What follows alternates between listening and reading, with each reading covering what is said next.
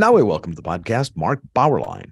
He taught for nearly 3 decades as an English professor emeritus at Emory University. He's a senior editor of First Things and the author of The Dumbest Generation Grows Up, a follow-up to his 2008 book. Earlier this year, he was among the 6 of Governor DeSantis' appointees to the new College Board of Trustees, which means that you are one of the minions of the Genghis Khan, as Vanity Fair is calling him now.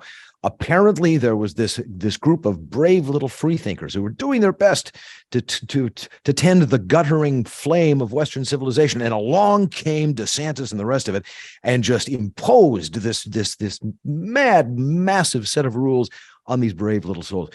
This is the new college in Florida. That's what we're being told, anyway. Can you tell us what's going on at New College? What was it, and what do we hope to see it become in the future? Well, I think that the key word in your description just now is little. And really the first question I have to ask is this gem, this liberal arts gem that is the object of a set of conservative vandals descending upon it to destroy it, it really has to answer one basic question that I would say, and that is, why is it that in a state with 22 million people, the state's exploding, and you've got a public college price tag, which is wonderful at 10 grand, or so, you've got an amazing faculty-student ratio. Why is it that this school can't break more than 700 students? It's not even as big as a high school in Florida. If it's so great, why can't we build up the application pool? Why don't more students want to go there? I mean, 700 students, this seems to be quite a public expenditure on a fairly low rate of return. And what we want to do is see if we can build the college. If we can see, are there some ideological barriers to a lot of students who might want to go there? We have 70% of the student body is female, 30% male. And admissions officers will tell you that when you break the 60% barrier on female students, boys don't want to go there, and then girls don't want to go there either. So we've got a problem there. Do we need to look at that? Do we need to see if somehow there is the identity politics getting out of control on campus? I mean, a lot of the students claim this is a queer campus and it's going to stay that way. Well, no identity should be applied to any campus as its campus identity. That's going to push away a lot of students as well. So we're really in the phase now. We fired the president at our first board meeting. We fired the general counsel. We actually put under question the DEI programs. We want to get a report on what DEI programs do. I would like to see all DEI programs terminated with extreme prejudice. In one, remove the DEI statements that are required from every faculty member who applies for a job. These are they've done that, have they? Wow. The loyalty oaths, yes.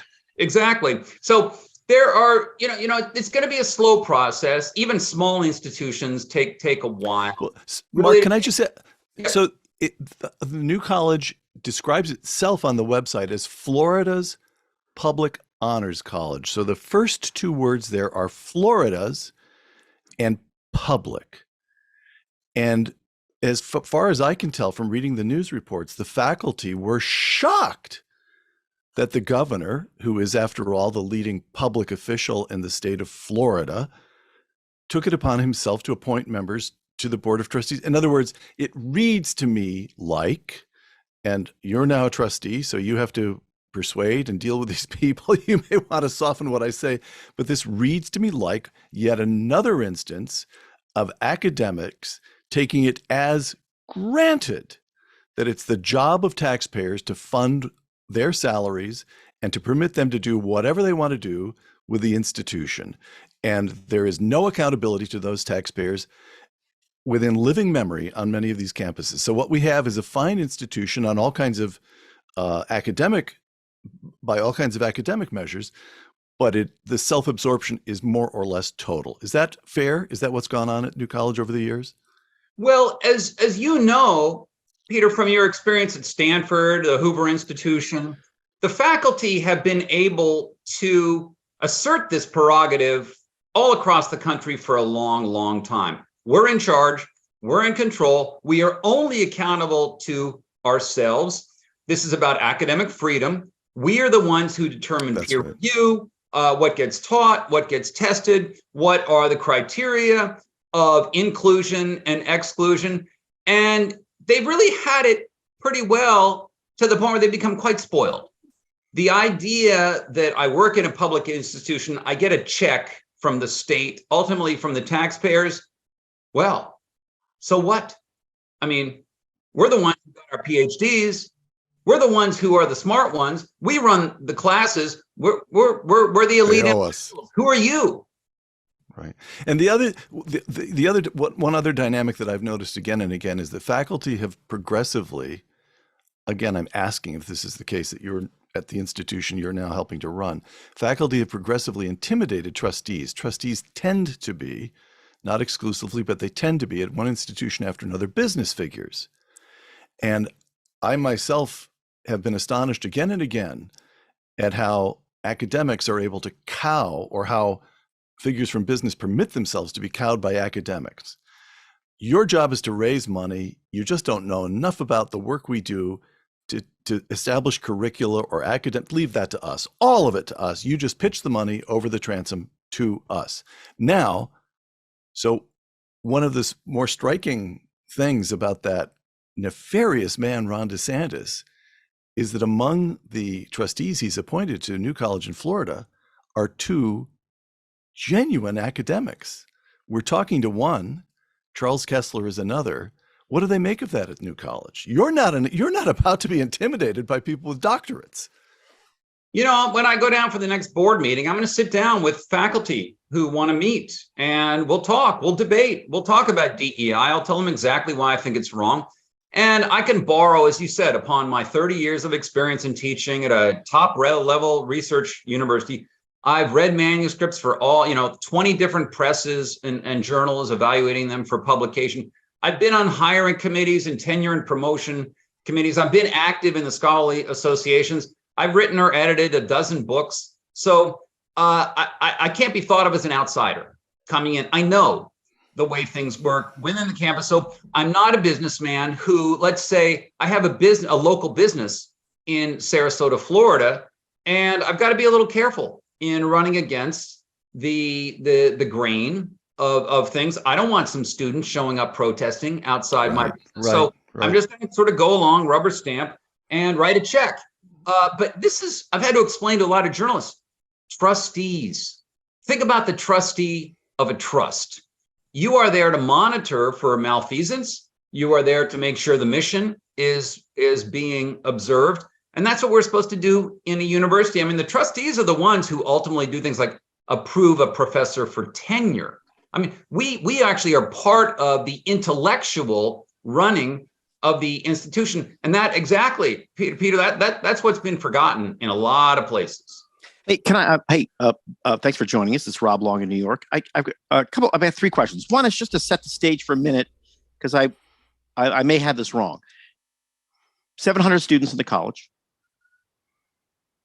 And it was going broke. There really isn't. I mean, to be, no offense, but if I'm put on my green eye shade and I'm the CFO of the state of Florida, I'm closing that college. 700 students, not enough. I'd take that money and build a high school, right?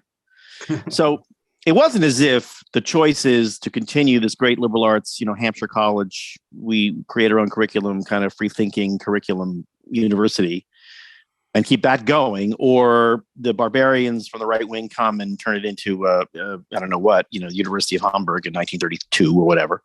It was really turn the thing into a Cinnabon or keep it as a going university. I know I'm it's an extreme way to put it, but is that kind of right? Rob, if this school were getting 20,000 applications and you had 2,000 students and it was really bursting at the seams, 2,000 enrolled, we would have to say, wait a minute, this does sound like a success story. It does sound like Florida voters like this college. But look, you're right. The facilities need to be updated. You need better food on campus, not so many vending machines. Right. You need a more vibrant place. And I mean, look, Sarasota. I was there last month. I took a video and I thought, My goodness, if the admissions office sent recruiters to upstate New York high schools in January and just did a film.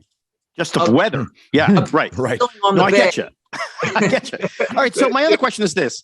I mean, the old joke is that academic disputes are so nasty because the stakes are so small.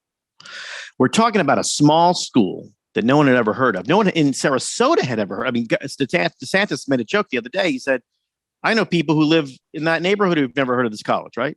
So this feels like a very big experiment that we're about to have, where you have the forces of, the whatever we call the DEI forces on one side, claiming that theirs is the way. And we have people who've been trying to reform that on the other side, who now have this influence and control over a very small,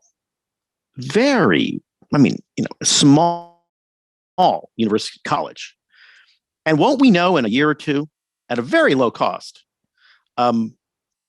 which one works? I mean, if we have you on in a year and you say, guess what, we have 20,000 applicants and we took 1,000 of them or 1,500 of them, our enrollment has doubled. Won't that be the answer? I think that we do need to say we're going to be accountable a year from now.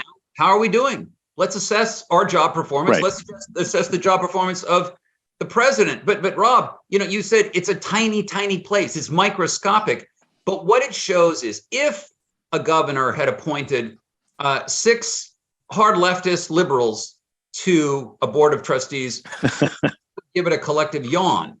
Okay. Correct. This is only happening because 6 conservatives have been appointed as trustees. And believe me, the media have gone ape over this. The Wall Street Journal, the Washington Post. I mean, I don't mean just left wing. It is across.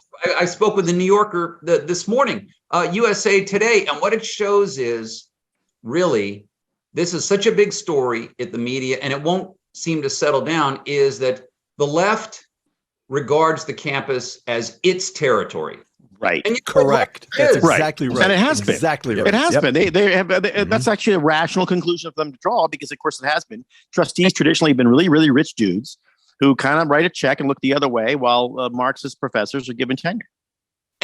And what it shows is, well, I'm not sure if it's just that the left wants total control and simply finds any conservative presence offensive, repulsive, or do they sense the insecurity of their grip? And then one little success. Right. That was my next question was, aren't they really afraid that this damn thing might work?